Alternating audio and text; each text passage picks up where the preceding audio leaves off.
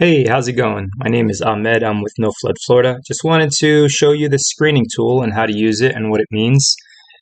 Some of you have been trying to use this tool to learn about flood risk and whether or not you would qualify for a flood zone change. And I just want to show you how to do that. So I'm just looking at a couple of properties on Zillow here. So this first one that we're going to look at is in Odessa, and then the second one's in Orlando. So let's go ahead and just take a look at what we show. In order to search this property, you first got to select your county. So we're going to scroll down to Hillsborough County. Then you're going to paste in your address. And then the website is just going to ask you for some contact information. So go ahead and populate that.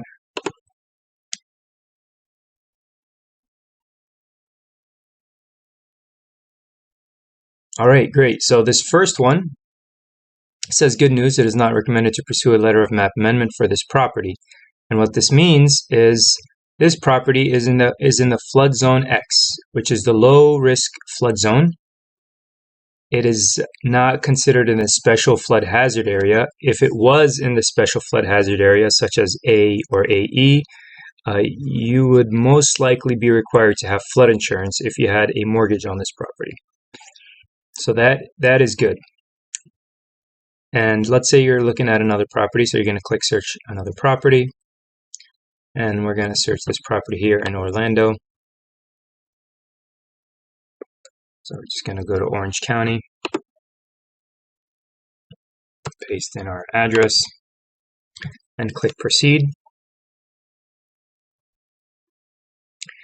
Okay, now with this one, it's a little bit different. So as you can see from this image, this high-risk flood zone, according to the FEMA data, does intersect the property. So the structure is in the high-risk flood zone.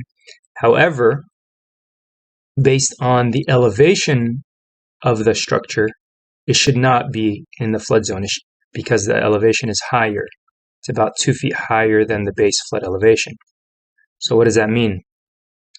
We're saying that there's a high likelihood that FEMA is mapping us incorrectly for this property.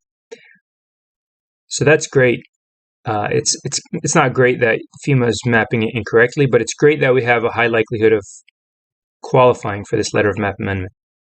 And so what that would entail would be getting an elevation certificate, developing some additional documents, submitting it to FEMA, and getting that flood zone revised.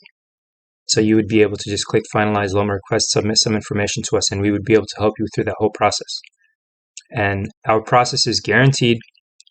If you're not approved, we don't get paid, and we can help you with obtaining the elevation certificate and any other steps through the process.